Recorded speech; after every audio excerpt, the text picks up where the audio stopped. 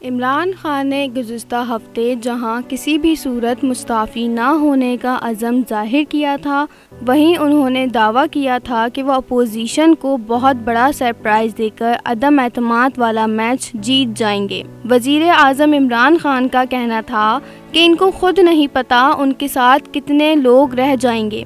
अब से कुछ ही घंटों में कौमी असम्बली का इजलास शुरू होने वाला है, जिसके एजेंडे में सरफ़हरिस्त इमरान खान के ख़िलाफ़ तहरीक अदम एतमाद है।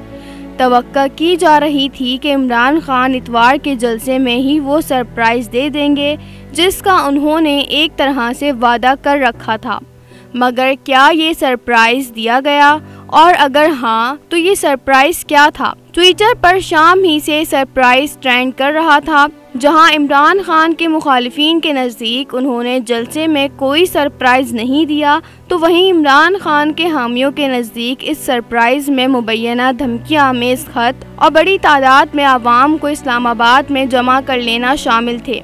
शायद इमरान खान ने अब भी वो सरप्राइज़ खुद तक रखा हुआ है, या फिर ये कि सरप्राइज़ से इनका मकसद अपोजिशन को अदम एतमाद की तहरीक में हराना था।